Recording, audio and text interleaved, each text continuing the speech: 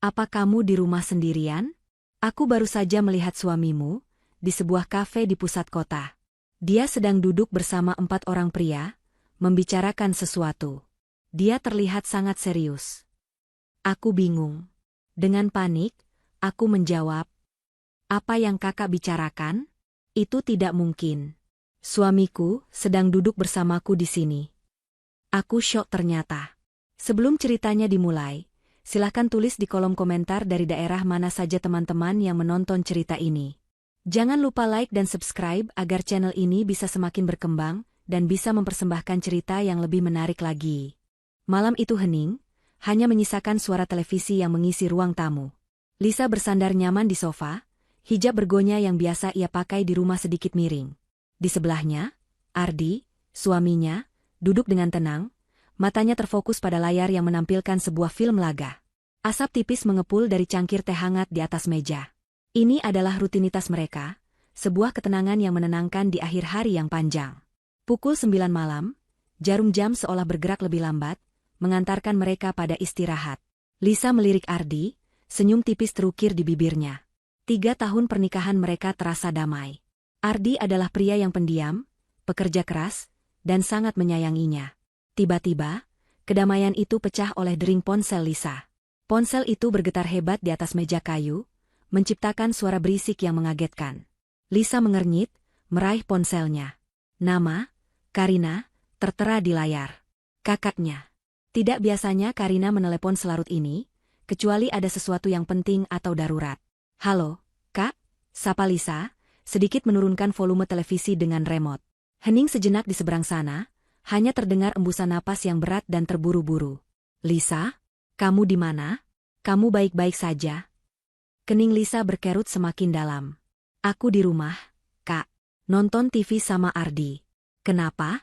"Suara kakak." "Kakak kenapa? Ada masalah?" Ardi menoleh sekilas, tatapannya bertanya, tapi Lisa hanya mengangkat bahu kecil, memberi isyarat agar Ardi terus menonton. "Lisa, dengarkan aku baik-baik." Suara Karina terdengar seperti bisikan panik, bercampur dengan suara denting piring dan percakapan orang-orang di latar belakang. Jelas sekali kakaknya sedang berada di tempat umum. "Apa kamu yakin kamu di rumah? Apa kamu sendirian?" Lisa mulai merasa tidak nyaman. "Aku sudah bilang, aku di rumah sama Ardi." "Kak, ada apa sebenarnya? Kakak membuatku takut." "Tidak, Lisa, itu tidak mungkin." Suara Karina meninggi, terdengar histeris. Aku baru saja melihat Ardi." "Sumpah mati, itu Ardi, suami kamu. Dia ada di Cafe Verona, di pusat kota. Aku melihatnya dengan mata kepalaku sendiri." Lisa tertawa kecil, sebuah tawa gugup yang dipaksakan. "Kak, itu tidak mungkin. Cafe Verona kan jauh sekali dari rumah. Kakak pasti salah lihat. Mungkin orang yang mirip." "Tidak, Lisa. Aku tidak mungkin salah lihat." Karina bersikeras. "Itu Ardi. Dia memakai kemeja biru dongker yang kamu belikan untuknya minggu lalu. Aku hafal kemeja itu. Dia sedang duduk di meja pojok, bersama 4 orang pria berwajah seram. Mereka terlihat sangat serius, seperti membicarakan sesuatu yang sangat rahasia. Ardi terlihat sangat tegang, tidak seperti biasanya." Lisa terdiam. Jantungnya mulai berdebar sedikit lebih cepat, bukan karena percaya, tapi karena kepanikan kakaknya mulai menular. Dia menoleh ke samping. Di sana, di sofanya, duduk suaminya. Ardi, yang mengenakan kaos oblong abu-abu polos dan celana pendek santai, sama sekali bukan kemeja biru dongker. "Kakak pasti salah," ucap Lisa, suaranya kini lebih tegas, mencoba meyakinkan dirinya sendiri dan kakaknya. "Ardi ada di sini, duduk di sebelahku. Dia pakai kaos abu-abu. Mungkin kembarannya?" Lisa mencoba bercanda, tapi suaranya terdengar datar. "Ardi tidak punya kembaran, Lisa," sergah Karina. "Aku tahu apa yang kulihat. Dia terlihat sangat serius. Lisa, aku takut terjadi sesuatu." Pria-pria yang bersamanya itu terlihat, mereka tidak terlihat seperti orang baik-baik. "Kakak, sudah ya," Lisa memijat pelipisnya. "Aku menghargai kekhawatiran kakak. Tapi aku jamin, Ardi ada di sini. Mungkin kakak hanya lelah." Terdengar helaan napas berat dari Karina. Baiklah, mungkin aku salah. Maafkan aku sudah membuatmu panik. Tapi tolong, hati-hati, ya." Firasatku tidak enak. Iya, Kak. Kakak juga hati-hati pulangnya. Terima kasih sudah menelepon. Lisa menutup telepon. Ruangan itu kembali hening, tapi kini terasa berbeda. Ketenangan tadi terasa seperti fasad tipis yang baru saja retak. Siapa? Tumben kakakmu menelepon malam-malam. Tanya Ardi, matanya masih tertuju pada layar, tapi jelas perhatiannya sedikit terbagi. Bukan apa-apa, jawab Lisa cepat. Cuma salah paham. Katanya dia melihat orang yang mirip Mas di kafe. Dia pikir Mas lagi di luar. Ardi menoleh sepenuhnya pada Lisa. Dia tersenyum. Sebuah senyuman yang biasanya menghangatkan hati Lisa, senyuman yang selalu membuatnya merasa aman. Tapi malam ini, entah kenapa, senyuman itu terasa berbeda. Ada sesuatu yang janggal. Senyuman itu sampai ke bibir, tapi tidak mencapai matanya. Mata itu terlihat dingin dan salah. Kakakmu ada-ada saja, kata Ardi. Suaranya datar. Jelas-jelas aku di sini menemanimu. Lisa hanya mengangguk, memaksakan seulas senyum. Iya, Mas. Mungkin dia hanya salah lihat. Ardi mengalihkan pandangannya kembali ke televisi. Lisa, di sisi lain, tidak bisa lagi fokus pada film. Perkataan Karina terus terngiang di kepalanya. Kemeja biru dongker. 4 pria berwajah seram. Sangat serius. Dia mencoba mengusir pikiran itu. Itu konyol. Mustahil. Suaminya ada di sini. Tiba-tiba, Ardi bangkit dari sofa. Aku ambil minum dulu, katanya. Tehku sudah dingin. Lisa memperhatikannya berjalan ke dapur. Langkahnya mantap. Posturnya tegap seperti biasa. Tidak ada yang aneh. Semuanya normal. Tapi jantung Lisa berdebar kencang, seolah ada alarm bahaya yang berbunyi di dalam kepalanya. Saat Ardi menghilang di balik pintu dapur, sebuah dorongan kuat menguasai Lisa. Sesuatu yang impulsif. Sesuatu yang didorong oleh firasat buruk yang ditinggalkan Karina. Dia teringat sesuatu. Gantungan kunci mobil. Beberapa bulan lalu, Ardi memberinya gantungan kunci pintar yang terhubung dengan aplikasi pelacak di ponselnya. Katanya, agar Lisa mudah menemukan kunci mobil jika lupa menaruhnya. Ardi juga memasang satu di gantungan kuncinya sendiri. Dengan tangan sedikit gemetar, Lisa membuka laci meja, mengambil ponselnya lagi. Dia mencari aplikasi pelacak itu, sebuah ikon kecil bergambar kunci. Jantungnya terasa seperti akan melompat keluar dari dadanya. Ini bodoh, pikirnya. Dia akan membuka aplikasi itu, melihat 2 titik bersebelahan di dalam rumah ini, dan menertawakan kebodohannya sendiri. Aplikasi terbuka. Layar memuat peta lingkungan rumah mereka. Ada 1 titik biru berlabel, kunci Lisa, berkedip tepat di lokasinya sekarang. Lalu, matanya mencari titik kedua. Titik merah berlabel, kunci mobil Ardi. Napas Lisa tercekat di tenggorokan. Titik merah itu tidak ada di rumahnya. Titik merah itu berkedip stabil, terang dan jelas, di lokasi yang berjarak 10 km dari rumahnya. Lokasi itu ditandai dengan sebuah nama yang membuat darahnya serasa membeku. Cav Verona. Lisa menatap layar ponselnya, lalu menatap ke arah dapur tempat suaminya sedang mengambil minum. Pria di dapurnya ada di sini. Tapi kunci mobil suaminya, dan mungkin suaminya yang asli, ada di kafe di pusat kota, persis seperti yang dikatakan Karina. Suara air mengalir dari dapur berhenti. Langkah kaki terdengar mendekat. Lisa cepat-cepat mengunci ponselnya, meletakkannya kembali di meja dengan layar menghadap ke bawah. Jantungnya berdentum begitu keras, hingga dia yakin pria itu bisa mendengarnya. Pria yang mirip Ardi itu kembali ke ruang tamu, membawa segelas air putih, bukan teh. Dia duduk kembali di samping Lisa, tersenyum lagi dengan senyuman dingin yang sama. Filmnya semakin seru, katanya, seolah tidak terjadi apa-apa. Lisa hanya bisa mengangguk kaku. Tenggorokannya kering. Dia kini sendirian di ruang tamunya, duduk di sebelah seorang pria yang mungkin bukan suaminya. Rasa dingin menjalar dari tulang punggung Lisa, menyebar ke seluruh tubuhnya. Dia duduk kaku di sofa, tidak berani bergerak. Setiap helaan napasnya terasa berat. Di sebelahnya, pria yang terlihat persis seperti Ardi itu menonton film dengan santai, sesekali menyeruput air putihnya. Pria ini ada di sini, tapi aplikasi pelacak berteriak sebaliknya. Kunci mobil Ardi ada di Cav Verona. Ketakutan melumpuhkan logikanya sejenak. Apa yang harus dia lakukan? Menjerit? Lari? Menelepon polisi? Apa yang akan dia katakan? Halo, Pak Polisi, ada pria di rumah saya yang terlihat persis seperti suami saya, tapi dia bukan suami saya. Mereka akan menganggapnya gila. Dia harus tenang. Dia harus mengamati. Jika ini bukan Ardi, dia pasti akan membuat kesalahan. Lisa memaksakan dirinya untuk rileks, mengatur napasnya yang memburu. Dia melirik pria itu dari sudut matanya. Selama ini, dia melihat Ardi setiap hari selama 3 tahun. Dia hafal setiap detail kecil tentang suaminya. Sekarang, dia harus menjadi pengamat yang jeli. Dia memulai dari hal yang paling sederhana. Cangkir. Pria itu memegang gelasnya dengan tangan kanan. Lisa mengernyit. Ardi kidal.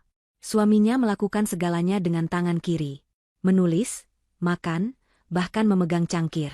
Lisa selalu menggodanya karena itu.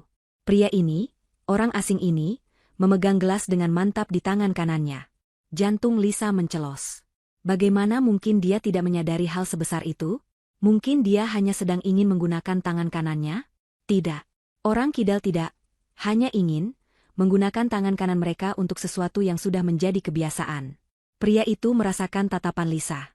Dia menoleh. Kenapa? Sayang, kamu terlihat pucat. Apa kamu sakit? Suaranya. Suaranya nyaris identik.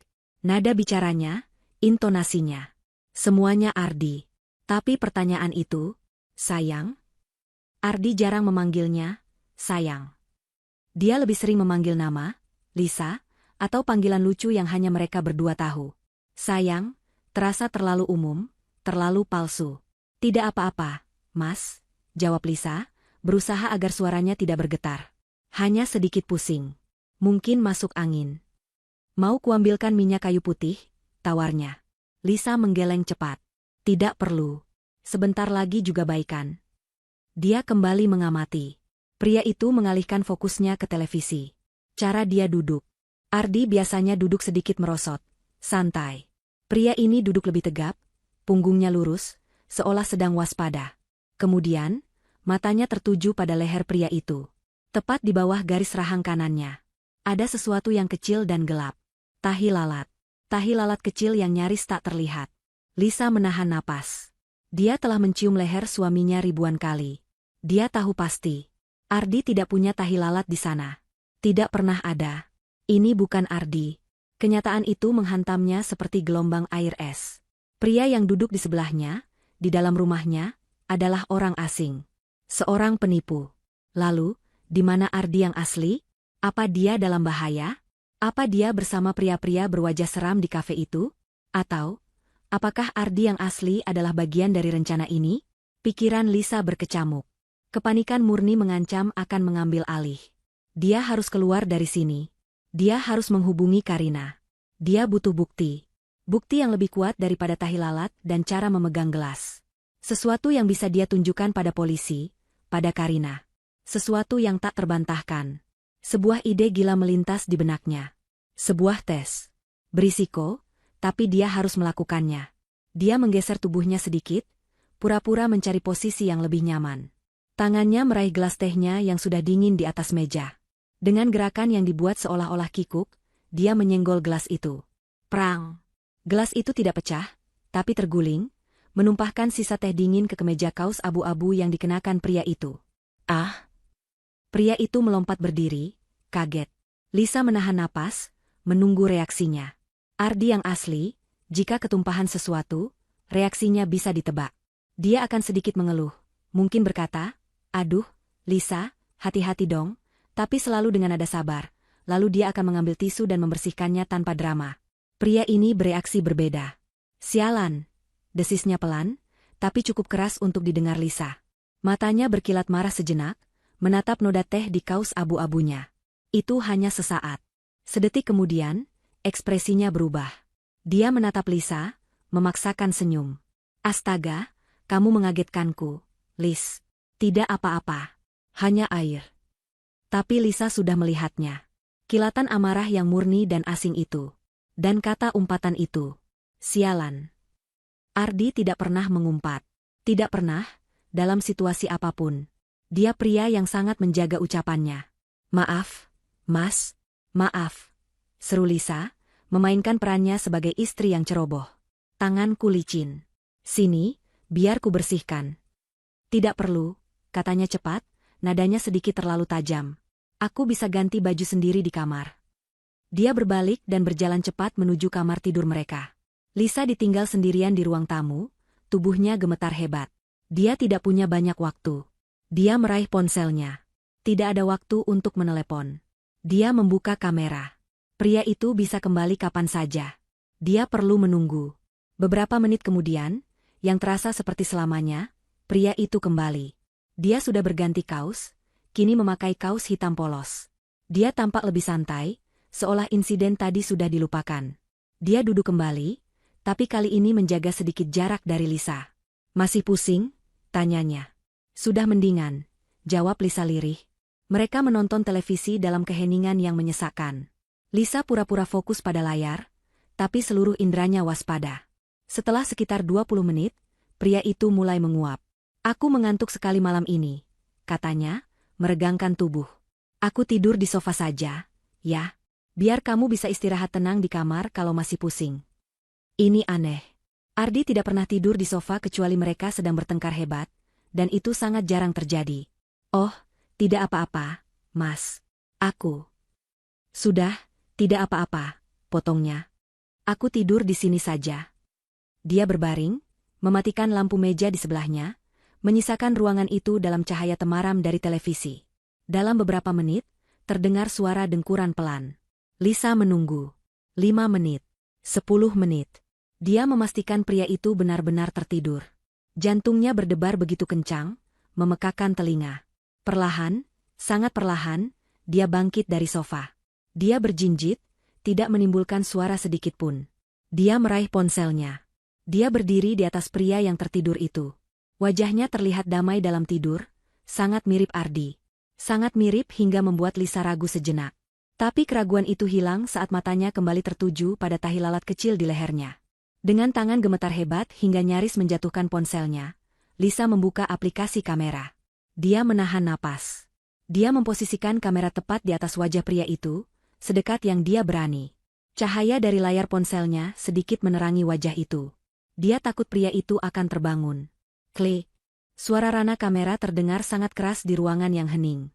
Pria itu bergerak sedikit, menggumam sesuatu dalam tidurnya, lalu kembali tenang. Lisa hampir pingsan karena lega. Dia mendapatkan fotonya. Foto jarak dekat yang jelas. Dia segera mundur, kembali ke sudut sofa. Jari-jarinya terbang di atas layar, membuka aplikasi pesan. Dia memilih kontak Karina. Dia melampirkan foto yang baru saja diambilnya. Jantungnya serasa berhenti berdetak saat foto itu terkirim. Kemudian, dia mengetik satu pesan singkat, pesan yang menyegel takdirnya malam itu. "Cari tahu siapa dia. Cepat." Lisa tidak tidur sama sekali malam itu. Dia berbaring di tempat tidurnya, pintu kamar terkunci rapat, telinganya waspada mendengarkan setiap suara dari ruang tamu. Suara dengkuran pelan dari sofa terdengar stabil, tapi itu tidak memberinya ketenangan. Dia memeluk lututnya, ponsel tergenggam erat di tangannya yang dingin. Layar ponselnya terus menyala, menampilkan foto wajah pria yang tertidur itu, Fanny. Nama itu masih terasa asing, tapi tahi lalat di lehernya adalah bukti nyata. Siapa Fanny? Kenapa Ardi tidak pernah bercerita dia punya saudara kembar? Kenapa kembarannya ada di sini, menyamar sebagai suaminya, sementara suaminya yang asli berada di kafe bersama orang-orang berbahaya? Pertanyaan-pertanyaan itu berputar di kepalanya seperti badai, tapi tidak ada satupun jawaban yang muncul. Dia merasa terisolasi, terjebak dalam skenario mimpi buruk yang surreal. Dia adalah tawanan di rumahnya sendiri, dan penculiknya memiliki wajah yang paling dia percayai di dunia. Menjelang subuh, suara dengkuran itu berhenti. Lisa mendengar gerakan di ruang tamu. Suara langkah kaki, derit lemari es, lalu suara air mengalir di kamar mandi. Dia menahan napas. Pria itu, Fanny, sedang memulai harinya seolah-olah dia adalah Ardi. Lisa memaksakan dirinya untuk bangkit.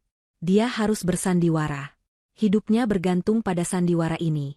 Dia membuka kunci kamarnya, berusaha terlihat mengantuk dan sedikit pucat, yang sebenarnya tidak sulit. Fanny sedang berdiri di dapur, membelakanginya, membuat kopi. Dia mengenakan kemeja biru dongker. Kemeja yang sama persis seperti yang digambarkan Karina malam tadi. Lisa menelan ludah. Jadi, pria di kafe semalam dan pria di depannya ini adalah dua orang yang berbeda, tapi mengenakan pakaian yang identik? Atau apakah pria ini yang ada di kafe? Kepalanya pusing. "Mas," sapanya pelan. Fanny menoleh. Senyum yang sama, senyum dingin yang palsu itu, langsung terpasang di wajahnya. Pagi, sayang. Sudah baik kan? Sedikit, jawab Lisa lirih.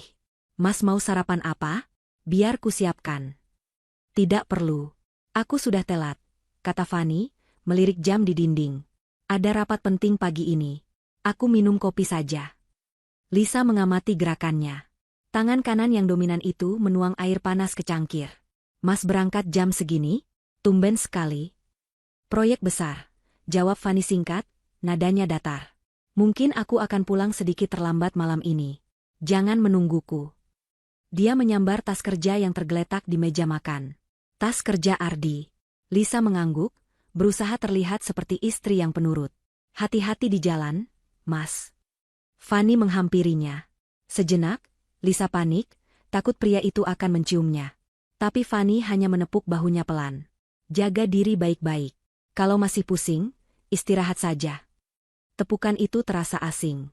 Berat dan kaku. Ardi tidak pernah menepuk bahunya seperti itu. Fanny berjalan ke pintu depan.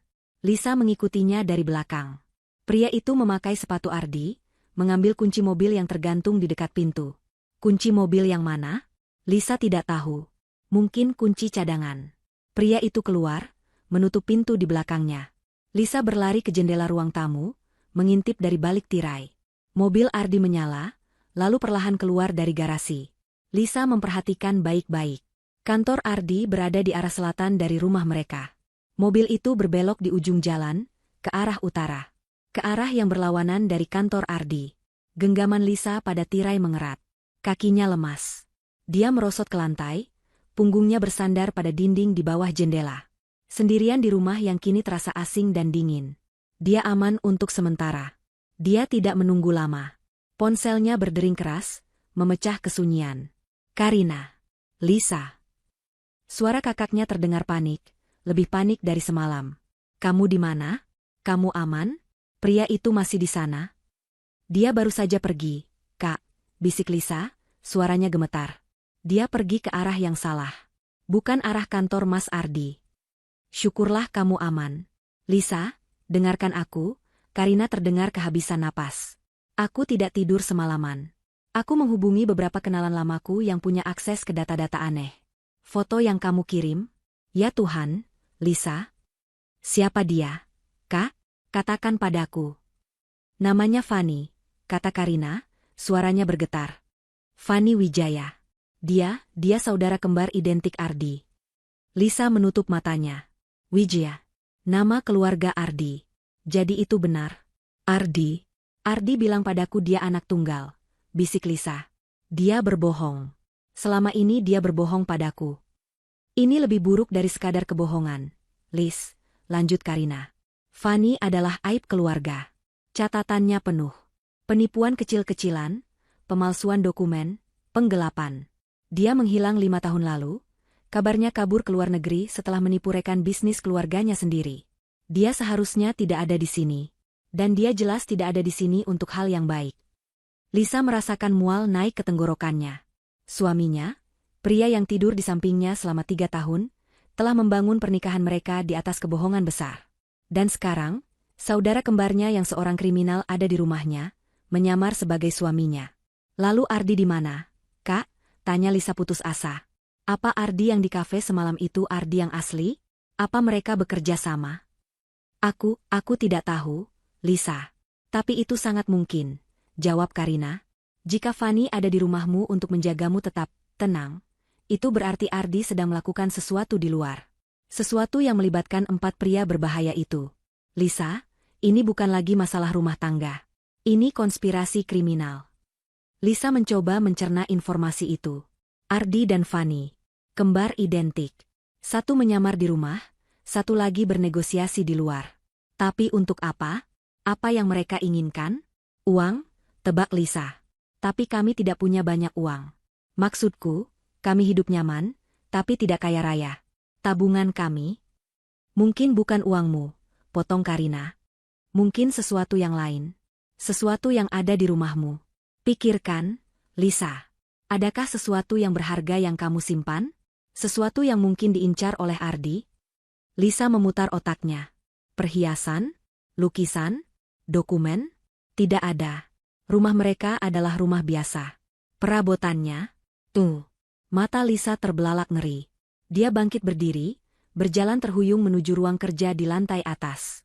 Ruang kerja kecil yang jarang dipakai Ardi, tapi sering dipakai Lisa untuk menyimpan berkas-berkas penting. Di sudut ruangan itu, tersembunyi di balik lemari buku yang tinggi, ada sebuah benda yang hampir dia lupakan. Benda yang sudah ada di sana bahkan sebelum Ardi pindah ke rumah itu. Rumah itu adalah peninggalan orang tua Lisa. Brankas, bisik Lisa ke telepon. Apa? Lis? Brankas apa? Brankas peninggalan ayahku. Brankas tua, tapi sangat canggih. Ayahku memasangnya sebelum beliau meninggal. Sangat besar dan tertanam di dinding. Apa isinya? Desak Karina. Aku tidak yakin sepenuhnya. Surat-surat berharga, sertifikat rumah, beberapa perhiasan peninggalan ibu. Tapi yang paling penting, Lisa berhenti, otaknya bekerja cepat. Sistem keamanannya, ayahku sangat paranoid. Brankas itu tidak bisa dibuka dengan kunci atau kombinasi angka. Lalu bagaimana? Lisa menelan ludah, rasa takut yang baru dan lebih pekat menyelimutinya. Brankas itu menggunakan sistem biometrik ganda. 2 sidik jari yang berbeda, harus ditempelkan bersamaan. Sidik jariku dan sidik jari waliku. Siapa walimu? Tanya Karina, meskipun dia sepertinya sudah tahu jawabannya. Dulu ayahku. Setelah kami menikah, aku mendaftarkan Ardi. Brankas itu hanya bisa dibuka dengan sidik jariku dan sidik jari Ardi. Hening di seberang telepon. Karina akhirnya memecah kesunyian. Ya Tuhan, Lisa. Mereka mengincar isi brankas itu. Itulah mengapa mereka butuh kamu. Dan itulah mengapa Fanny ada di sana. Tiba-tiba, sebuah pikiran mengerikan terlintas. Fanny dan Ardi kembar identik. Apakah sidik jari mereka sama? Tidak, jawab Karina cepat. Itu mitos. Kembar identik punya DNA yang sama, tapi pola sidik jari mereka berbeda. Unik. Lisa merasakan sedikit kelegaan, tapi itu cepat tergantikan oleh kengerian lain. Itu artinya, bisik Lisa, mereka tidak bisa membuka brankas itu hanya dengan Fanny. Fanny ada di sini untuk memaksaku. Tapi mereka tetap membutuhkan sidik jari Ardi yang asli. Tepat, kata Karina. Rencananya pasti, Fanny menjagamu, membuatmu menurut. Lalu Ardi akan datang, dan mereka berdua akan memaksamu membuka brankas itu. Lisa bersandar di dinding ruang kerja, menatap lemari buku yang menyembunyikan rahasia besar itu. Dia sekarang mengerti. Dia adalah kunci, dan mereka tidak akan melepaskannya sampai mereka mendapatkan apa yang mereka inginkan. Kak, kata Lisa, suaranya kini berubah. Gemetar ketakutannya mulai tergantikan oleh sesuatu yang lebih keras, lebih dingin. Kemarahan. Apa yang harus aku lakukan? Dengar, Lisa. Kamu dalam bahaya besar. Kamu harus keluar dari rumah itu sekarang. Pergi ke tempatku. Kita akan ke polisi. Lisa menggeleng, meskipun Karina tidak bisa melihatnya. Tidak. Tidak bisa. Jika aku kabur, mereka akan tahu aku sudah curiga. Mereka akan mengubah rencana. Fanny akan mencariku. Dan aku tidak tahu apa yang mereka incar. Kak, jika itu sesuatu yang bisa membahayakan orang lain, aku tidak bisa lari begitu saja. Lisa, ini bukan waktunya jadi pahlawan. Aku tidak jadi pahlawan, potong Lisa. Aku perlu tahu apa yang terjadi. Aku perlu tahu kenapa suamiku melakukan ini padaku. Dan aku harus melindungi apapun yang ada di dalam brankas itu. Dia menarik napas dalam-dalam. Aku akan tetap di sini. Aku akan bersandiwara. Aku akan berpura-pura tidak tahu apa-apa. Aku akan menunggu mereka bergerak. Lisa, itu gila. Kamu sendirian? Aku tidak sendirian, kata Lisa, menatap foto orang tuanya di meja kerja. Aku punya kakak. Kakak tetap di luar. Cari tahu semua yang kakak bisa tentang Ardi, Fanny, dan 4 pria itu. Aku akan jadi mata dan telinga di dalam. Terdengar isak tangis tertahan dari Karina. Aku takut, Lis. Aku juga, aku Lisa. Tapi aku lebih marah daripada takut. Dia tidak akan lolos begitu saja. Dia menutup telepon sebelum Karina bisa berdebat lebih jauh. Dia menatap brankas di balik lemari. Sandiwara akan dimulai. Dia harus menjadi aktris terbaik dalam hidupnya. Lisa menghabiskan sisa pagi itu dengan bergerak seperti robot. Dia membersihkan rumah, mencuci piring, melakukan segala sesuatu yang biasa dia lakukan. Tapi pikirannya bekerja dengan kecepatan penuh. Setiap sudut rumahnya kini terasa seperti jebakan. Sofa tempat Fanny tidur, dapur tempat Fanny membuat kopi, kamar mandi yang dipakai Fanny. Semuanya terasa ternoda oleh kebohongan. Dia tahu dia dalam bahaya besar. Fanny adalah seorang kriminal. Dia menyamar sebagai Ardi dengan begitu mudah, seolah dia sudah sering melakukannya. Dia tidak ragu untuk mengancam atau menyakiti Lisa jika sandiwaranya terbongkar. Lisa harus sempurna. Dia tidak boleh membuat satu kesalahan pun. Ketakutan itu berdenyut konstan di bawah permukaan kulitnya, tapi kemarahan memberinya fokus. Ardi telah mengkhianatinya dengan cara yang paling kejam. Dia menggunakan wajahnya, kepercayaan Lisa, dan cinta mereka sebagai senjata. Dia tidak hanya menghancurkan hati Lisa, dia mencoba menghancurkan hidupnya. Pukul 5 sore, suara mobil terdengar memasuki garasi. Jantung Lisa melonjak ke tenggorokannya. Fanny pulang. Dia pulang lebih awal dari yang dikatakannya. Lisa berlari ke cermin di lorong. Wajahnya pucat, matanya bengkak karena kurang tidur dan stres. Terlalu kentara. Dia cepat-cepat membasuh wajahnya, mencubit pipinya agar sedikit merona. Dia merapikan hijabnya. Dia harus terlihat normal. Dia harus terlihat seperti istri yang sedikit sakit dan khawatir, tapi tidak curiga. Pintu depan terbuka. Fanny masuk, membawa tas kerja Ardi. Dia terlihat lelah, sama seperti Ardi setelah hari yang panjang di kantor. Sandiwaranya begitu meyakinkan. "Mas, kamu pulang cepat," sapa Lisa, berusaha agar suaranya terdengar biasa. Fanny tersenyum padanya. Senyuman palsu itu. Rapatnya selesai lebih cepat. "Bagaimana keadaanmu? Masih pusing?" "Sudah lebih baik," jawab Lisa. "Mas mau kopi? Atau mau langsung makan malam?" "Makan malam saja," kata Fanny, meletakkan tas kerjanya di lantai dekat pintu. Dia mengendurkan dasinya, dasi yang dibelikan Lisa untuk Ardi pada ulang tahun mereka. Hari ini benar-benar melelahkan. Mereka makan malam dalam keheningan yang canggung. Lisa pura-pura berkonsentrasi pada makanannya, sesekali melontarkan pertanyaan basa-basi tentang pekerjaan Fanny, yang dijawabnya dengan samar-samar. Proyeknya rumit, atau banyak sekali dokumen yang harus diurus. Lisa memperhatikan tangannya saat dia makan. Tangan kanan. Dia memegang sendok dan garpu dengan tangan kanannya. Begitu alami, begitu percaya diri, begitu salah. Setelah makan malam, Fanny tidak menyalakan televisi seperti biasa. Dia duduk di meja makan, menatap Lisa dengan ekspresi serius yang dibuat-buat. "Lisa," katanya. Lisa mengangkat kepalanya, memasang ekspresi bertanya. "Iya, Mas. Ada sesuatu yang perlu kita bicarakan. Ini menyangkut keuangan kita." "Ini dia." Sandiwaranya dimulai. Lisa merasakan detak jantungnya meningkat. "Keuangan? Ada apa? Apa ada masalah?" Fanny menghela napas, seolah memikul beban berat. Aku melakukan kesalahan investasi beberapa waktu lalu. Aku tidak bilang padamu karena aku tidak ingin membuatmu khawatir. Aku pikir aku bisa menyelesaikannya sendiri." Lisa menatapnya, membiarkan keheningan menggantung. "Aku gagal," lanjut Fanny, menundukkan kepalanya. "Aku kehilangan cukup banyak uang. Dan sekarang aku butuh uang itu kembali. Cepat." "Ya Tuhan, Mas," bisik Lisa, berpura-pura kaget dan kecewa. "Berapa banyak?" Fanny menyebutkan sejumlah angka yang membuat Lisa nyaris tersedak. Itu jumlah yang sangat besar, jauh melampaui tabungan mereka. "Kita tidak punya uang sebanyak itu," kata Lisa panik. "Bagaimana mungkin?"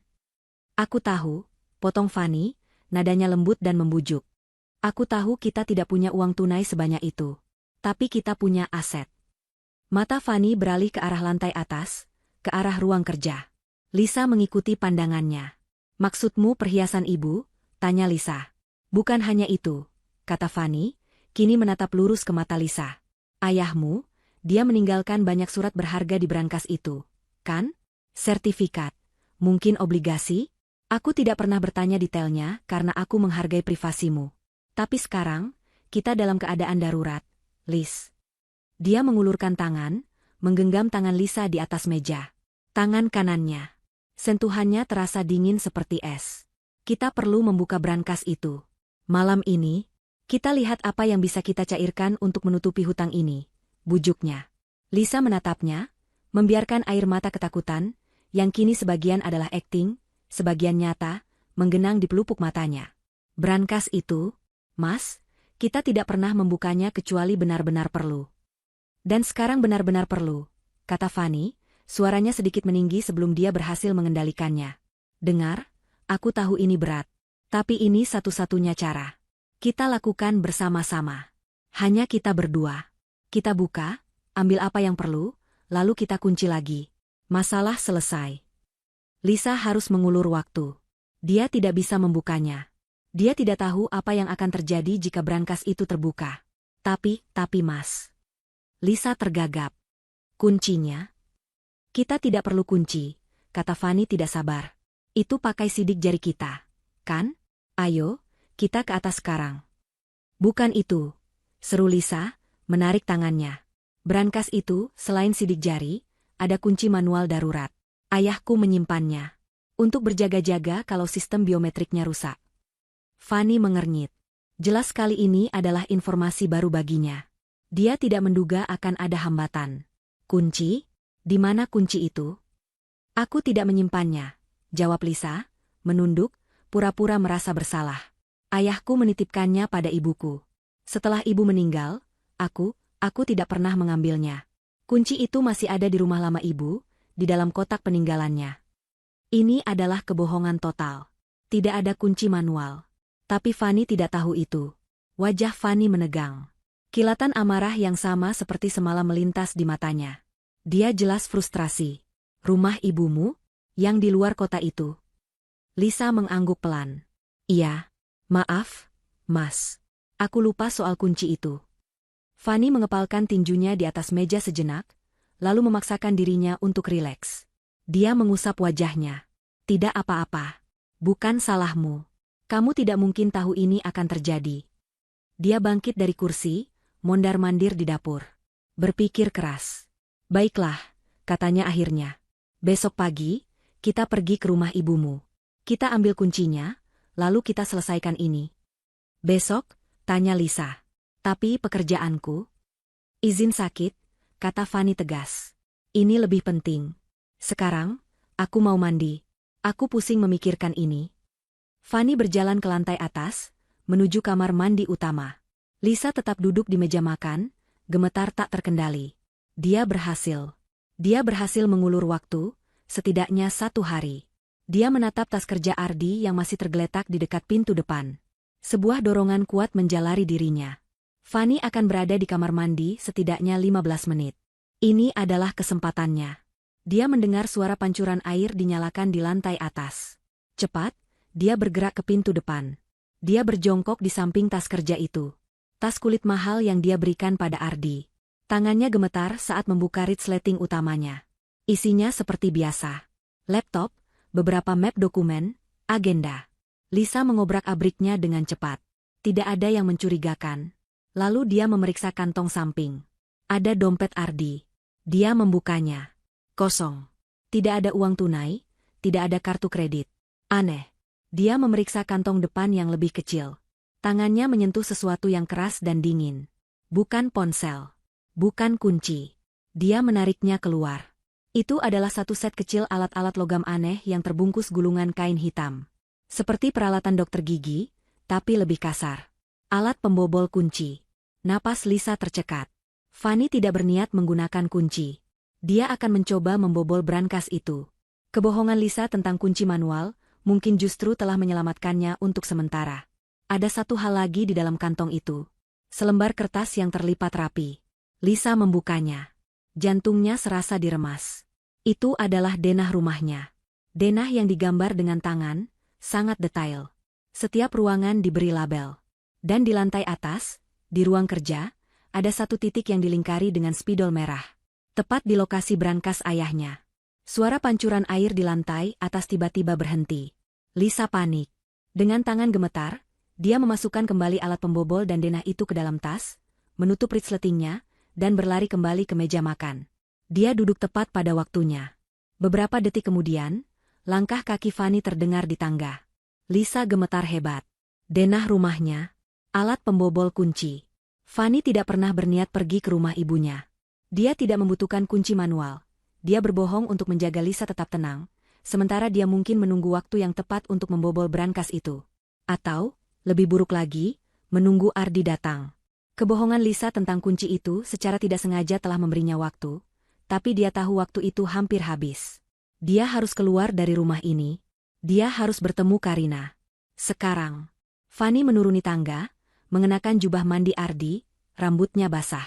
Dia tampak santai, tapi matanya tajam dan waspada. Dia mengamati Lisa yang duduk kaku di meja makan. "Kenapa kamu masih di situ?" tanyanya, nadanya sedikit curiga. "Kamu terlihat seperti baru melihat hantu." Aku hanya..." Lisa tergagap, otaknya bekerja cepat mencari alasan. "Aku masih syok soal uang itu, Mas. Aku takut." Fanny mendengus, sepertinya percaya. "Tidak perlu takut. Semuanya akan beres besok.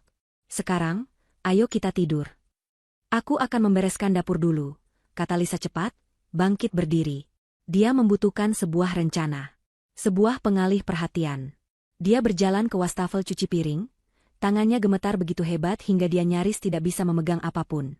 Fanny memperhatikannya dari meja makan. Dia tidak akan bisa pergi begitu saja. Dia harus terpaksa pergi. Lisa mengambil gelas bekas kopi Fanny. Matanya tertuju pada tepi meja dapur yang terbuat dari granit padat. "Ini gila. Ini akan sakit. Tapi ini satu-satunya cara." "Kamu yakin tidak apa-apa?" tanya Fanny, masih mengamatinya. "Iya, aku." Lisa sengaja membiarkan suaranya pecah. Dia mengambil napas dalam-dalam, memejamkan mata sejenak. Lalu, tersandung, kakinya sendiri. Dia meluncur ke depan. Gelas di tangannya menghantam tepi meja granit dengan keras. Prak! Suara kaca pecah memekakan telinga. Lisa menjerit, tapi jeritannya bukan akting. Dia telah membiarkan tangannya menghantam pecahan kaca itu. Rasa sakit yang tajam dan menusuk langsung menjalari lengannya. "Lisa!" Fanny melompat dari kursinya, berlari menghampiri. Lisa mencengkeram pergelangan tangannya, menariknya ke dada. Darah. Banyak sekali darah. Darah merah terang mengalir deras dari luka menganga di telapak tangannya, menetes ke lantai dapur yang putih. Dia benar-benar melukai dirinya sendiri, lebih parah dari yang dia kira. "Ya Tuhan!" seru Fanny. Wajahnya pucat pasi, bukan karena simpati, tapi karena panik. Rencananya terganggu. "Bodoh sekali. Kenapa kamu bisa ceroboh begini?" "Sakit sekali." Rintih Lisa, air mata kini mengalir deras karena rasa sakit yang nyata. Fanny mengumpat pelan, kata-kata kasar yang sama seperti semalam. Dia meraih handuk bersih dari rak, menekannya kasar ke tangan Lisa. "Tekan ini, jangan dilepas." Dia tampak bingung selama beberapa detik, mondar-mandir. Ini parah. Ini butuh jahitan." "Kita harus ke klinik," kata Lisa cepat di antara isak tangisnya. "Klinik sehat di Jalan Mawar, dekat dari sini." Fanny menatapnya tajam, seolah curiga ini adalah jebakan. Tapi darah yang terus merembes menembus handuk itu adalah bukti yang tak terbantahkan. Dia tidak punya pilihan. Jika dia membiarkan Lisa terluka parah, itu akan menarik perhatian yang tidak diinginkan. "Baik. Ayo," geramnya. "Jangan bawa apa-apa. Cepat." Dia menarik Lisa berdiri, tidak memedulikannya yang meringis kesakitan. Dia menyambar kunci mobil di dekat pintu dan menyeret Lisa keluar menuju garasi.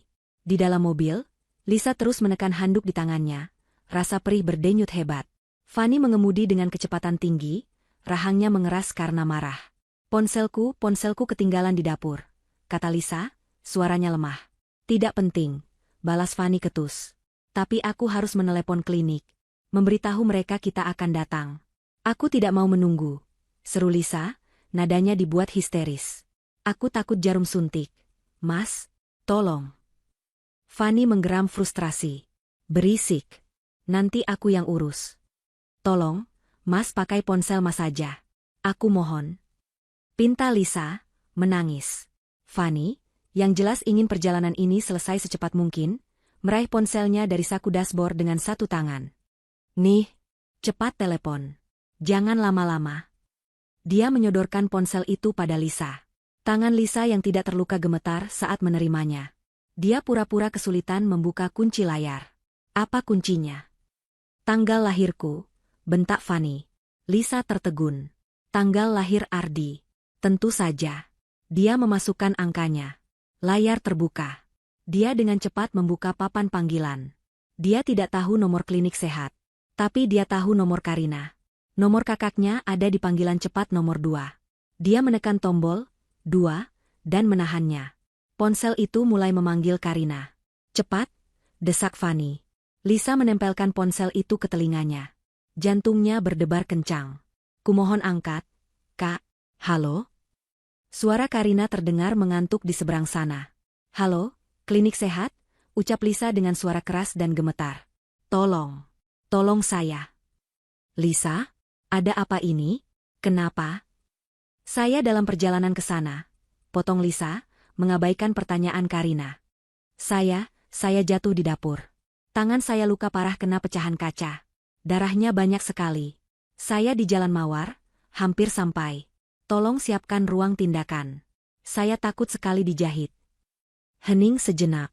Lisa bisa mendengar kakaknya mencerna pesan berkode itu. Klinik sehat. Jalan Mawar.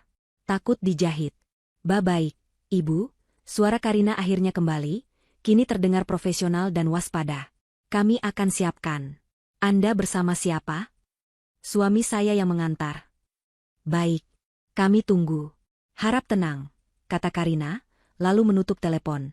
Lisa mengembuskan napas lega. Mereka bilang sudah siap, katanya pada Fanny, mengembalikan ponsel itu.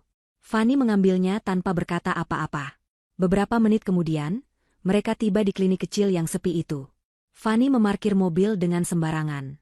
Tunggu di sini, perintahnya. Aku akan mendaftar. Aku ikut, rengek Lisa. Aku tidak mau sendirian. Fanny tampak ingin berdebat, tapi Lisa sudah membuka pintu mobil dan berlari kecil ke lobi, memegangi tangannya yang berdarah.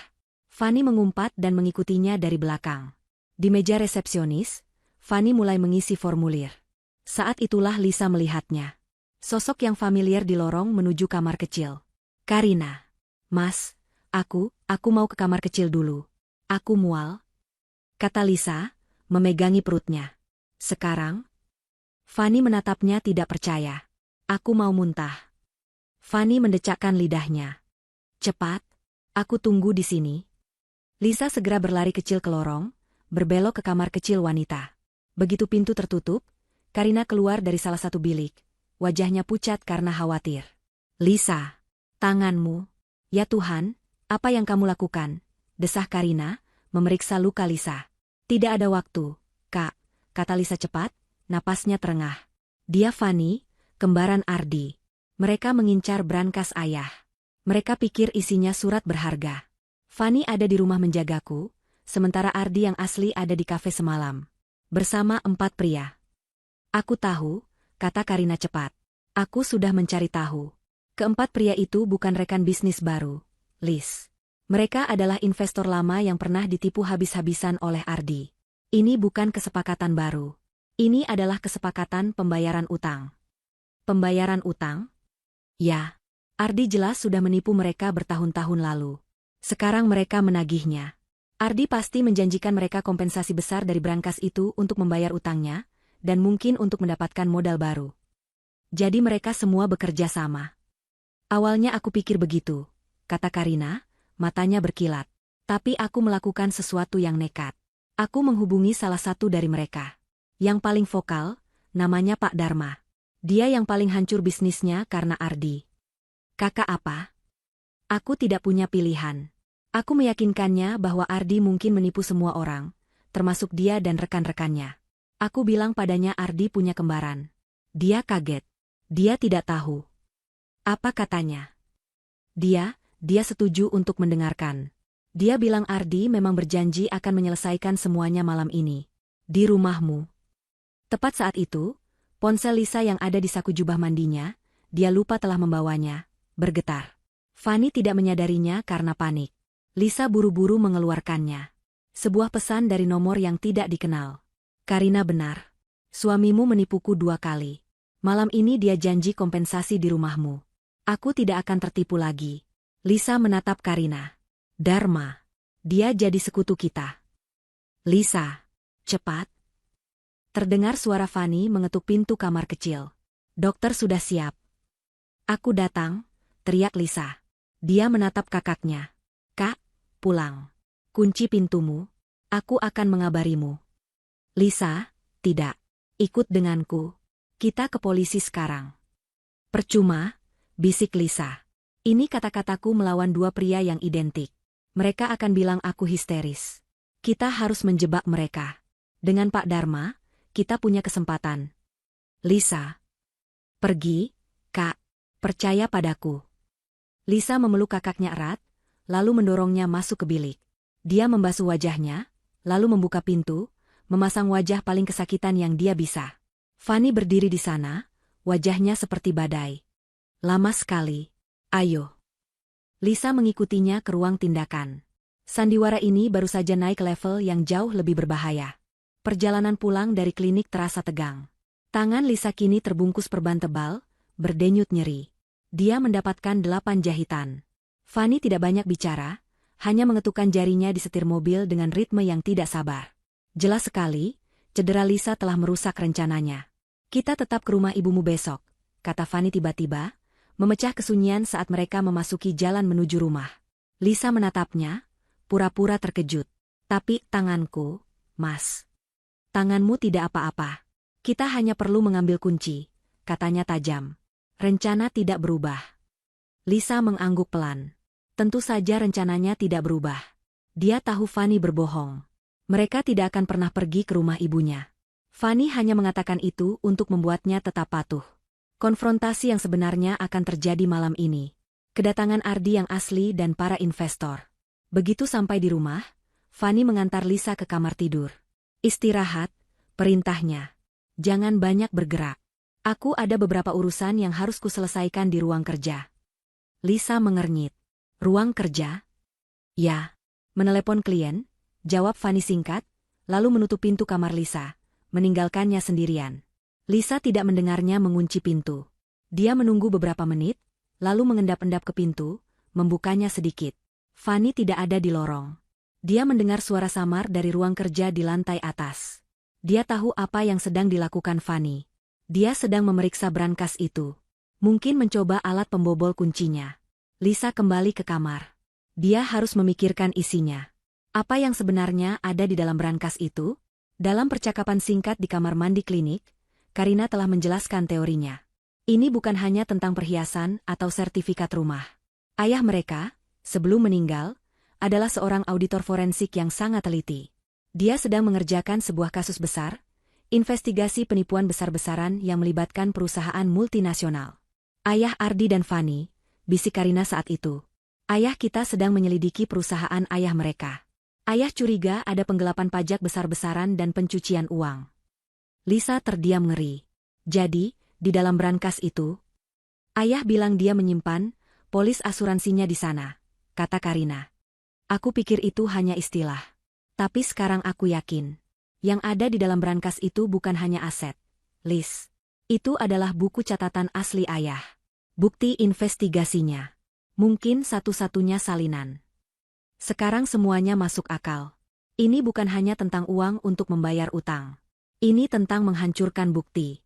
Bukti yang bisa mengirim seluruh keluarga Ardi ke penjara, dan melenyapkan reputasi mereka selamanya. Ardi tidak hanya menipu para investor itu sekali, dia menipu mereka 2 kali, menggunakan uang haram dari penipuan yang lebih besar. Pak Dharma. Dia adalah korban dari penipuan awal yang dilakukan ayah Ardi, dan kemudian ditipu lagi oleh Ardi sendiri. Kemarahannya pasti sangat besar. Lisa menyadari rencana Ardi yang licik. Rencana berlapis. 1. Gunakan Fanny, kembarannya yang seorang kriminal, untuk masuk ke rumah dan mengendalikan Lisa. 2. Pancing Pak Dharma dan investor lainnya ke rumah dengan janji palsu akan memberi kompensasi, menggunakan perhiasan dan aset di dalam brankas sebagai umpan. 3. Paksa Lisa membuka brankas menggunakan kedua sidik jari mereka. 4. Ambil barang berharga dan buku catatan itu. 5. Kabur dengan buku catatan itu, sementara Fanny dan para investor ditinggalkan di rumah. Ardi akan menelepon polisi, menuduh Fanny, yang dia sangkal sebagai kembarannya, dan para investor telah merampok rumahnya dan menyandera istrinya. Fanny dan Pak Dharma akan ditangkap. Ardi akan lolos bersih, dipandang sebagai korban, dan bukti kejahatan keluarganya akan lenyap selamanya. Itu adalah rencana yang brilian. Dan jahat. Tapi Ardi tidak tahu satu hal.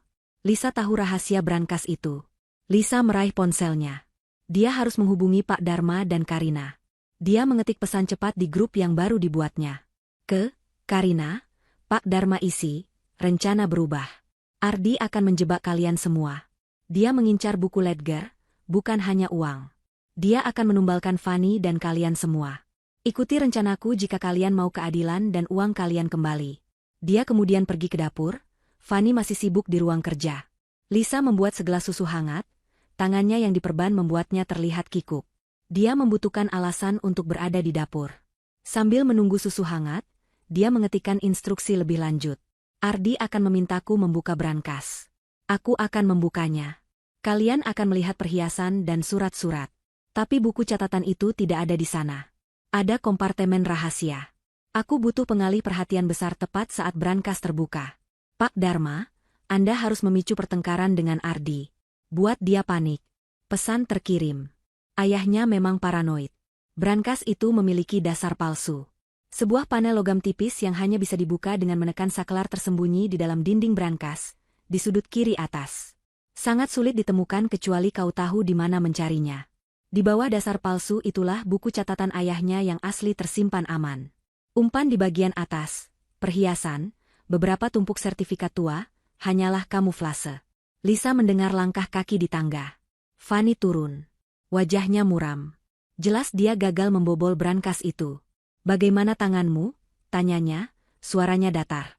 Masih sakit, jawab Lisa, meminum susunya. Fanny menatapnya, matanya menyipit. Sebentar lagi semua ini akan berakhir. Tepat saat dia mengatakan itu, bel rumah berbunyi. Sekali, lalu dua kali. Keras dan tidak sabar. Fanny menatap Lisa. Mata dinginnya kini berkilat penuh antisipasi.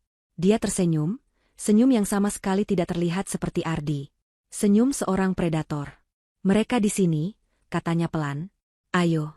Dan jangan berani-berani berbuat macam-macam. Ingat, aku tahu di mana kakakmu tinggal. Ancaman itu menusuk jantung Lisa, tapi dia menguatkan tekadnya. Dia mengangguk patuh. Ponselnya bergetar tanpa suara di sakunya. Pesan dari Pak Dharma. Kami di luar. Sesuai rencana. Permainan akan segera dimulai. Lisa berjalan ke ruang tamu, Fanny tepat di belakangnya. Dia siap. Bel berbunyi lagi, dua kali, pendek dan menusuk.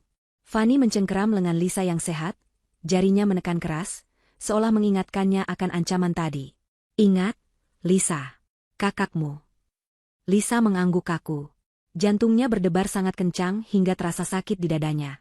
Dia membiarkan Fanny menariknya ke pintu depan. Fanny melirik sekilas melalui lubang intip, lalu mundur selangkah, menarik Lisa ke sampingnya. Dia membuka pintu.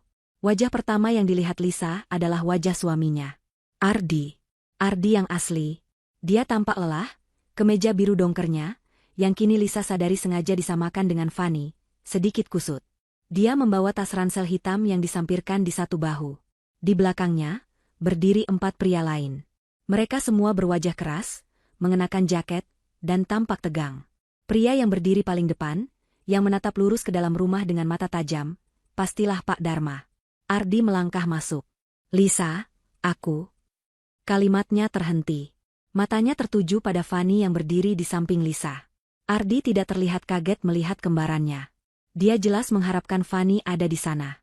Dia mengangguk singkat pada Fanny, sebuah pengakuan dingin. Lalu, pandangannya jatuh ke tangan Lisa. Tangan kanannya yang terbungkus perban putih tebal. Mata Ardi menyipit. Ini adalah sesuatu yang tidak dia duga. Apa yang terjadi dengan tanganmu? Tanya Ardi. Suaranya tidak lagi lembut. Nada bicaranya tajam, penuh tuntutan. Ini bukan kekhawatiran seorang suami, melainkan kekesalan seorang perencana yang rencananya terganggu. Sebelum Lisa bisa menjawab, Fanny melangkah maju sedikit, melindungi Lisa dari pandangan Ardi. Kecelakaan kecil di dapur, kata Fanny, suaranya datar dan dingin. Dia ceroboh. Menjatuhkan gelas. Terlihat kilatan permusuhan di antara kedua saudara kembar itu. Ardi menatap Fanny dengan marah, jelas tidak senang dengan komplikasi ini. Tapi dia tidak punya waktu untuk berdebat. Pak Dharma dan ketiga investor lainnya melangkah masuk, memenuhi ruang tamu yang sempit itu. Mata mereka berpindah dari Ardi ke Fanny, lalu kembali lagi. Rahang mereka mengeras. Salah satu pria di belakang berbisik, suaranya penuh rasa tidak percaya. Pak Dharma tidak berbisik. Dia menunjuk Fani dengan dagunya. Ardi, kau bilang kau akan menyelesaikan ini malam ini. Apa-apaan ini? Siapa dia? Kau membawa lebih banyak masalah. Ardi mengangkat tangannya, mencoba mengambil alih situasi. Dia harus terlihat tenang di depan para investornya. Tenang, Pak Dharma. Semuanya tenang. Ini bagian dari solusinya. Solusi? Pak Dharma tertawa sinis. Suara tawanya kering dan tidak menyenangkan. Ini terlihat seperti pertunjukan sirkus kembar. Kami datang untuk apa yang kau janjikan, Ardi. Bukan untuk bertemu keluargamu yang hilang. Ini Fani, saudaraku, kata Ardi, suaranya dipaksakan untuk terdengar meyakinkan. Dia membantuku mengamankan situasi di sini. Memastikan istriku aman. Aman? Pak Dharma melirik tangan Lisa yang diperban. Dia terlihat sangat aman. Fani mendengus pelan. Aku membantumu, Ardi. Ingat itu. Ketegangan di antara kedua saudara itu begitu kental hingga bisa dirasakan. Lisa tetap diam, memainkan perannya dengan sempurna. Dia menunduk, tubuhnya sedikit gemetar, membiarkan perban di tangannya menjadi pusat perhatian. Dia harus terlihat lemah, ketakutan, dan sepenuhnya di bawah kendali mereka. Kita tidak punya waktu untuk ini, kata Ardi tidak sabar. Dia menatap Pak Dharma. Uang kalian, kompensasi kalian, semuanya ada. Persis seperti yang kujanjikan. Kita semua di sini untuk hal yang sama. Kita selesaikan ini malam ini, dan semua orang mendapatkan apa yang mereka inginkan. Ardi lalu menoleh ke Lisa. Senyum palsu terpasang di wajahnya, senyum yang kini terlihat lebih mengerikan daripada senyum Fani. Bukan begitu, sayang? Panggilan, sayang, dari mulut Ardi yang asli, suami yang telah menipunya, terasa seperti racun. Lisa hanya bisa mengangguk kecil, tidak berani menatap matanya. Barangnya ada di atas, kata Ardi kepada para investor. Di ruang kerjaku. Di dalam brankas. Ayo, kita selesaikan ini. Dia berbalik, memberi isyarat agar mereka mengikutinya. Pak Dharma memberi isyarat kepada anak buahnya. Setelah kau, Ardi, kami akan mengikutimu dari belakang. Suasananya seperti prosesi pemakaman. Ardi berjalan di depan. Lisa di belakangnya. Fani berjalan di samping Lisa, cengkeramannya di lengan Lisa yang sehat tidak pernah mengendur. Dan di belakang mereka, berbaris 4 pria yang jelas tidak percaya pada siapapun di ruangan itu. Mereka terkurung bersama. Mereka tiba di ruang kerja di lantai atas. Ruangan itu terasa sesak dan pengap. Ardi, dengan gerakan teatrikal, mendorong lemari buku yang berat ke samping, memperlihatkan pintu brankas logam yang besar dan tertanam di dinding. Ini dia, kata Ardi, suaranya bergema di ruangan kecil itu. Para investor maju selangkah, mata mereka menatap brankas itu dengan serakah. Ardi menoleh ke Lisa. Wajahnya kini tidak lagi bersandiwara. Wajahnya dingin, tanpa emosi, seperti wajah orang asing. Lisa, kau tahu apa yang harus dilakukan? Lisa memundurkan langkahnya, menabrak Fani. Dia menggelengkan kepalanya, membiarkan air mata ketakutan yang tulus mengalir. Tidak, Ardi, tolong jangan. Ini peninggalan ayahku. Kumohon. Buka. Suara Ardi bukan lagi bentakan. Itu adalah perintah sedingin es. Kami tidak punya waktu untuk drama keluargamu, Ardi, kata salah satu investor yang lebih muda dan tidak sabar. Buka brankasnya, atau kami yang akan membukanya. Dan aku jamin, caranya tidak akan rapi. Fani mendorong Lisa maju dengan kasar dari belakang. Lakukan saja apa katanya, Lisa. Cepat. Biar semua ini berakhir. Lisa terhuyung ke depan, berhenti tepat di depan panel baja yang dingin. Ardi sudah berdiri di sampingnya, meletakkan tangannya di dekat pemindai. Dia menatap Lisa, menunggu. Lisa melirik sekilas ke arah Pak Dharma. Pria itu berdiri diam di dekat pintu, mengamati segalanya. Mata mereka bertemu hanya sedetik. Pak Dharma memberinya satu anggukan kecil, nyaris tak terlihat.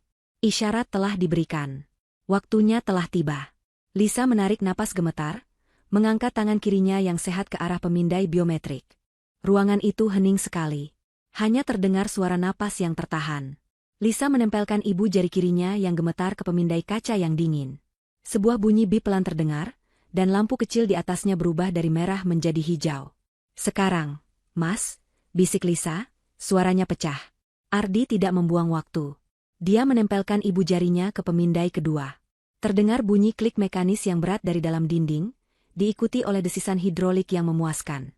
Pintu brankas yang tebal itu bergetar, lalu terbuka perlahan, memperlihatkan isinya. Mata semua orang di ruangan itu terpaku pada apa yang ada di dalamnya. Di rak-rak yang dilapisi bludru merah marun, perhiasan peninggalan Ibu Lisa berkilauan di bawah cahaya lampu ruang kerja. Kalung berlian, gelang emas besar, cincin-cincin dengan batu permata. Di bawahnya, tergeletak tumpukan dokumen tua yang diikat dengan pita, dan beberapa bundel sertifikat saham yang terlihat berharga. Itu adalah umpan yang sempurna. Itu dia, desah salah satu investor, matanya membelalak serakah. Dia melangkah maju, tangannya terulur. Tunggu, bentak Ardi, suaranya tajam. Dia melirik Fanny dengan cepat. Fanny, mengerti isyaratnya, segera menggeser tubuhnya, menghalangi investor itu untuk mendekat. Senyum licik dan penuh kemenangan tersungging di wajah Ardi. Dia menatap Pak Dharma. Lihat, Pak, aku menepati janjiku. Kompensasi kalian ada di sini. Dia lalu berpaling kembali ke brankas. Tapi, lanjutnya, seolah berbicara pada dirinya sendiri, ada satu hal lagi yang harus kuambil. Sesuatu yang sangat pribadi. Dia mulai merogoh ke bagian belakang rak, tangannya mengobrak-abrik tumpukan sertifikat. Dia mencari buku catatan itu, buku yang dia yakini tersembunyi di antara tumpukan dokumen. Dia tidak tahu apa-apa tentang dasar palsu. Di mana seharusnya ada di sini? Gumamnya, nadanya mulai terdengar panik. Inilah saatnya. Cukup sandiwaranya, Ardi. Suara Pak Dharma menggelegar, memecah kesunyian. Teriakan itu begitu tiba-tiba dan keras hingga semua orang, termasuk Ardi, terlonjak kaget. Ardi berbalik, wajahnya pucat karena gugup. Apa maksudmu? Tanya Ardi. Kau pikir kami bodoh? Teriak Pak Dharma, melangkah maju. Kau pikir kami tidak tahu apa yang kau lakukan? Kau menjanjikan kami kompensasi, tapi kau membawa kembaran kriminalmu ini untuk menjebak kami, kan? Isyarat itu telah diberikan. Dua investor lainnya segera bergerak, mengepung Fanny. Apa? Ardi tampak benar-benar bingung. Ini di luar rencananya. Fanny di sini untuk apa? Ardi, potong investor lain, yang lebih tinggi. Menjadi kambing hitammu? Sama seperti kau menyalahkan ayahmu atas penipuan pertamamu dulu? Kami tahu semuanya, Ardi. Kami tahu tentang ayahmu. Pernyataan itu menghantam Ardi lebih keras daripada pukulan. Tapi itu menghantam Fanny lebih keras lagi. Wajah Fanny memerah karena amarah. Dia sadar kini dia menjadi target. Dia benar. Teriak Fanny tiba-tiba, suaranya melengking karena panik dan marah. Dia menunjuk Ardi dengan jari gemetar. Dia yang merencanakan semua ini. Dia yang meneleponku. Dia berjanji akan membagi hasilnya denganku, tapi aku tahu dia pembohong. Dia akan meninggalkanku membusuk di sini bersama kalian. Tutup mulutmu, Fanny, jerit Ardi, kini benar-benar panik. Rencananya hancur berantakan. Kau tidak tahu apa-apa. Aku tahu kau pembohong licik. Sama seperti ayah, balas Fanny. Ruangan kecil itu meledak dalam kekacauan. Pak Dharma maju dan mencengkeram kerah ke meja Ardi. Di mana uang kami, Ardi? Uang yang sebenarnya. Aku tidak tahu apa maksudmu. Sementara semua mata tertuju pada pertengkaran sengit itu, Lisa bergerak. Tidak ada yang memperhatikannya. Dia adalah sang istri yang terluka, ketakutan, dan tidak berbahaya. Dia meringkuk di depan brankas yang terbuka, seolah-olah mencari perlindungan dari kekerasan itu. Tubuhnya yang kecil menutupi bagian dalam brankas dari pandangan orang lain. Tangannya yang diperban dia dekap ke dada, sementara tangan kirinya yang sehat merayap masuk ke dalam brankas. Jarinya meraba dinding bagian dalam, di sudut kiri atas yang gelap. Dia merasakannya. Sebuah tonjolan logam kecil, nyaris rata, tersembunyi di balik lapisan beludru. Dia menekannya. Terdengar bunyi klik yang sangat pelan, nyaris tak terdengar, tertelan oleh suara Ardi dan Pak Dharma yang saling berteriak. Panel di dasar brankas, yang tertutup tumpukan dokumen palsu, sedikit bergeser, membuka celah kecil. Dengan cepat, Lisa menyelipkan jari-jarinya ke celah itu. Dia mengangkat dasar palsu itu. Di bawahnya, dalam kompartemen tersembunyi, tergeletak satu benda. Sebuah buku catatan tebal bersampul kulit hitam. Polis asuransi ayahnya. Dia menariknya keluar. Buku itu terasa berat dan padat di tangannya. Berat oleh kebenaran. Dia segera menyelipkannya ke balik punggungnya, menyembunyikannya di antara pakaian rumahnya yang longgar dan jilbab panjangnya. Dia menurunkan kembali dasar palsu itu tepat saat pertengkaran mencapai puncaknya. Lepaskan aku. Ardi berhasil mendorong Pak Dharma menjauh. Fanny, melihat kesempatannya, menerjang Ardi. Keduanya jatuh bergulingan di lantai sempit itu, saling memukul dengan membabi buta. Ini semua salahmu, teriak Fanny. Kau yang merusaknya, bodoh, balas Ardi.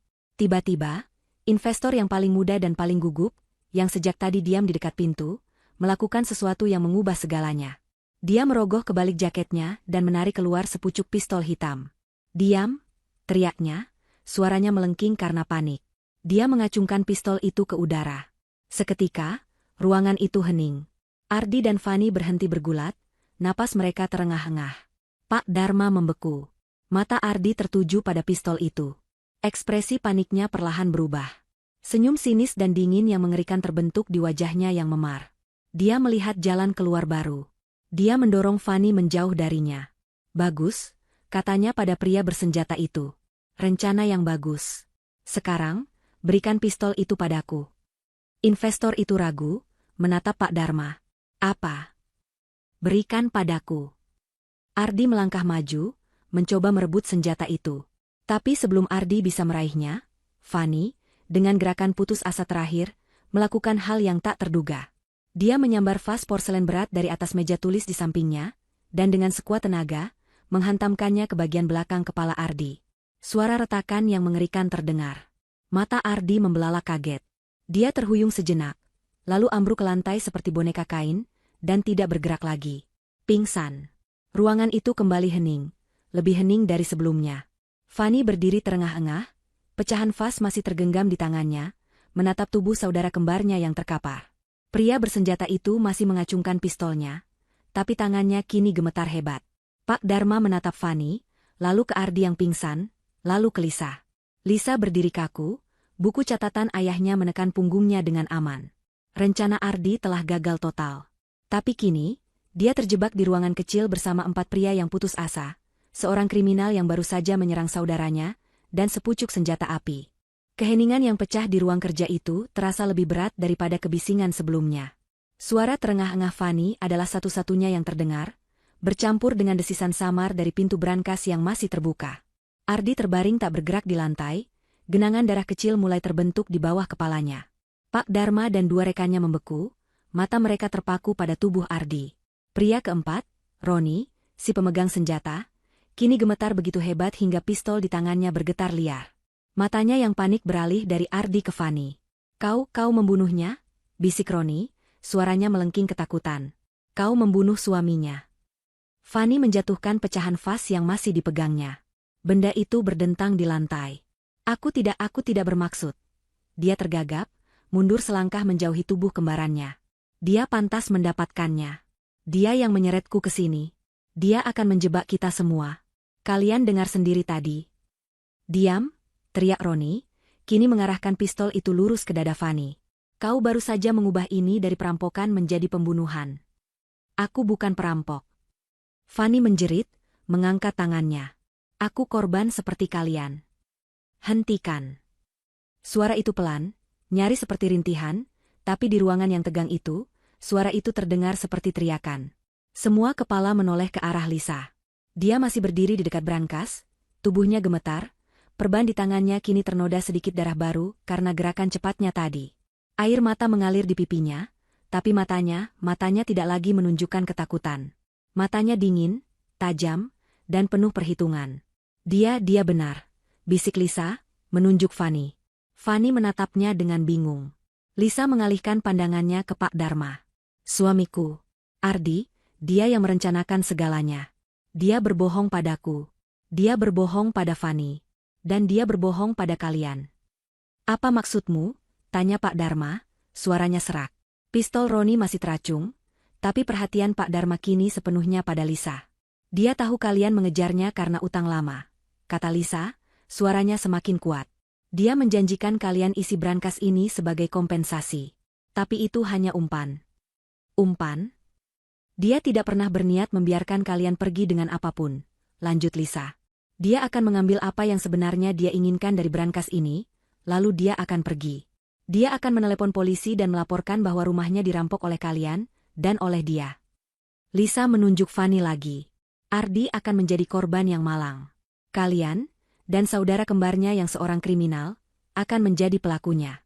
Itulah rencananya. Fanny menatap Lisa dengan ngeri. Dia sadar bahwa apa yang dikatakan wanita itu 100% benar. Ardi akan menumbalkannya. Pak Dharma mencerna informasi itu. Wajahnya memucat, lalu memerah karena amarah yang luar biasa. Dia sadar betapa bodohnya dia, mempercayai Ardi untuk kedua kalinya. Jadi, perhiasan ini hanya umpan, kata Lisa. Sama seperti kita semua. Ruangan itu kembali hening. Aliansi telah bergeser total. Sekarang bukan lagi Lisa melawan semua orang. Sekarang adalah semua orang di ruangan itu melawan satu orang yang tergeletak pingsan di lantai. Tapi masalahnya tetap ada. Pistol. Dan fakta bahwa mereka semua ada di TKP. Roni, si pemegang senjata, tampak bingung. Jadi apa sekarang? Kita ambil perhiasannya dan pergi.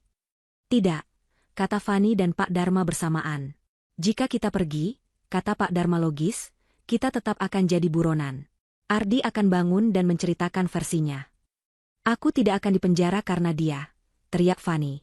Kalian semua akan dipenjara, kata Lisa pelan. Pistol Roni kini beralih ke Lisa. Kau pikir kau bisa lolos, Nyonya? Kau ada di sini bersama kami. Aku? Lisa tertawa, tawa kering yang menakutkan. Aku adalah korban. Seorang istri yang disandera oleh saudara kembar suaminya yang kriminal, yang bekerja sama dengan sekelompok penagih utang bersenjata. Itulah yang akan kuceritakan pada polisi. Wajah Pak Dharma mengeras. Kau? Aku takut, potong Lisa, nadanya tiba-tiba berubah kembali menjadi lemah dan ketakutan.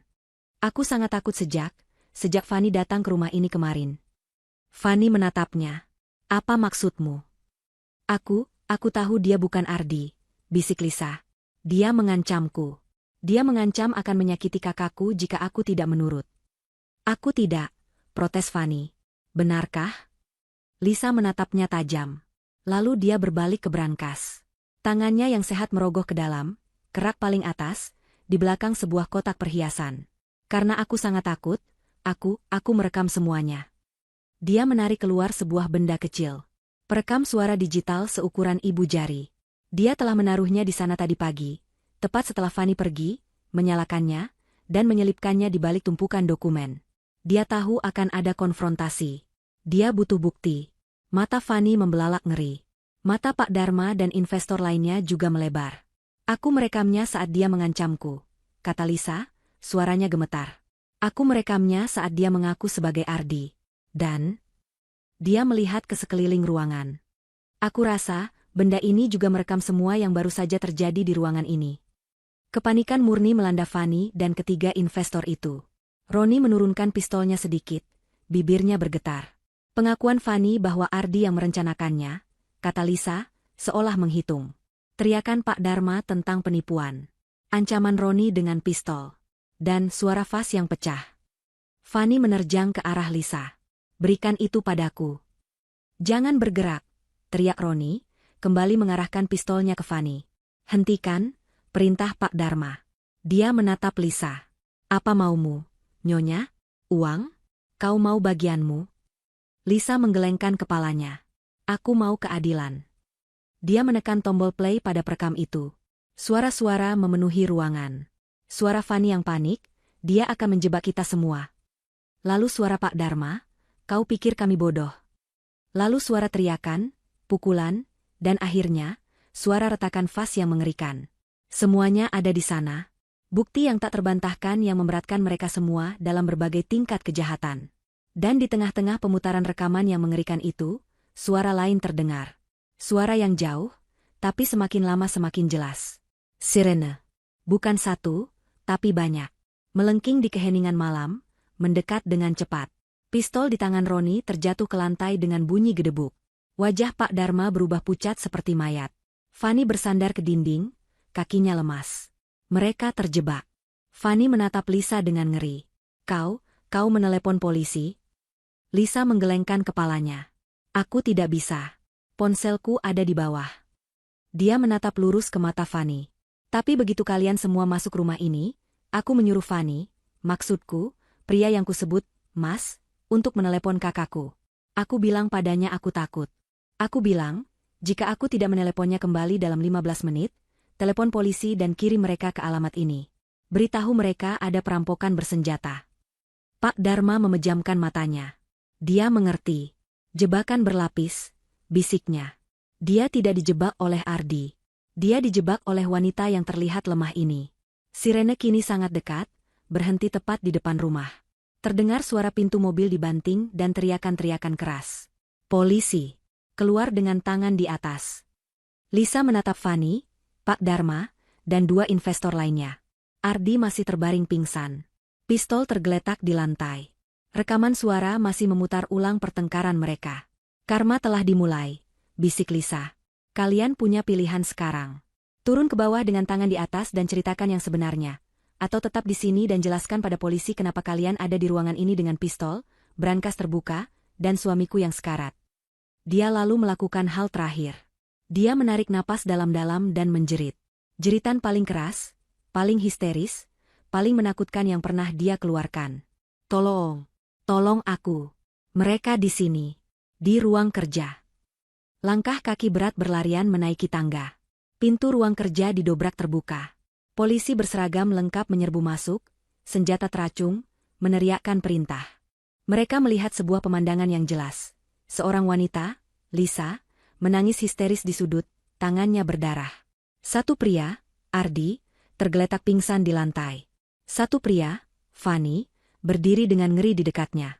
4 pria, investor, berdiri dengan tangan terangkat. Dan sepucuk pistol tergeletak di lantai di antara mereka. Bagi polisi, kasusnya terlihat sederhana. Proses setelahnya berjalan cepat dan kacau. Lisa segera dipisahkan dari yang lain, dibungkus dengan selimut hangat oleh seorang petugas wanita, dan dibawa ke ambulans untuk diperiksa, meskipun dia bersikeras lukanya sudah diobati. Fanny dan keempat investor segera diborgol dan digiring ke bawah.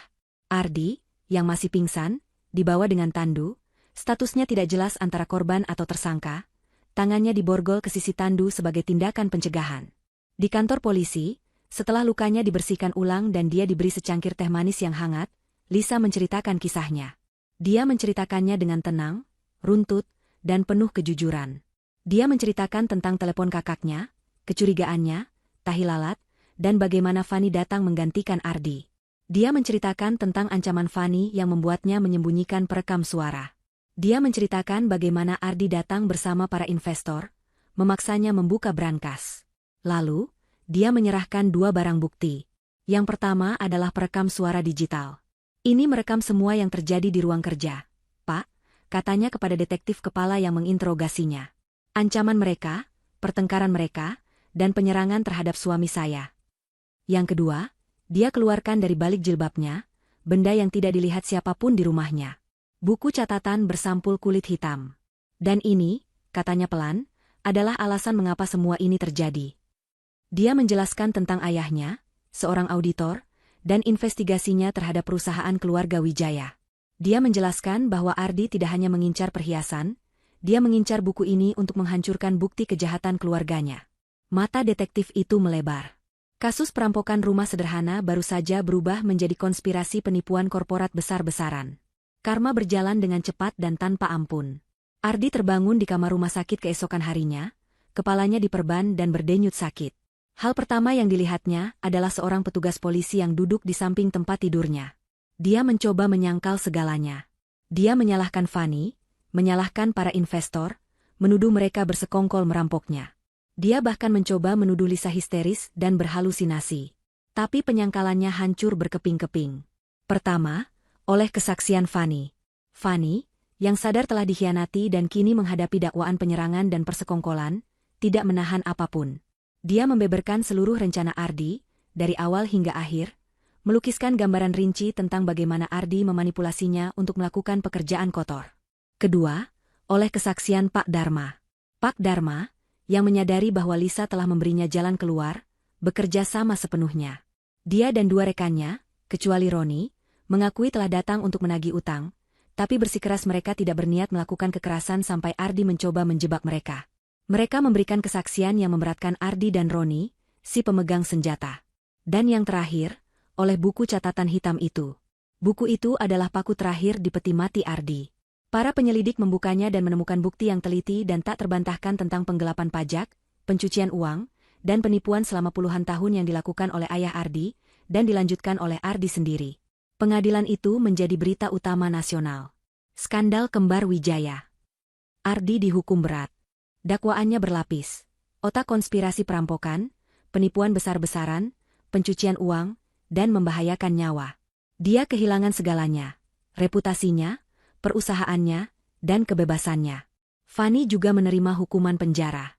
Penyerangan terhadap Ardi, penggunaan identitas palsu, dan perannya dalam konspirasi membuatnya mendekam di sel yang sama kotornya dengan rencana yang dia ikuti. Di pengadilan, kedua saudara kembar itu saling berteriak menyalahkan, sebuah akhir yang menyedihkan bagi ikatan darah yang telah diracuni oleh keserakahan. Pak Dharma dan dua rekannya mendapat hukuman yang jauh lebih ringan. Kerja sama mereka yang penuh dan kesaksian mereka yang jujur, ditambah fakta bahwa mereka adalah korban penipuan Ardi, membuat hakim memberi mereka hukuman percobaan. Roni, karena membawa senjata api, mendapat hukuman penjara beberapa tahun. Dan keadilan terbesar adalah untuk ayah Lisa. Investigasinya, yang tersembunyi selama bertahun-tahun, akhirnya terbukti benar.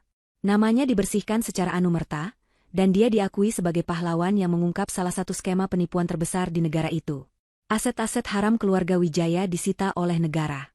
Sebagian besar dari aset itu dialokasikan untuk membayar ganti rugi kepada para korban mereka selama bertahun-tahun, termasuk Pak Dharma.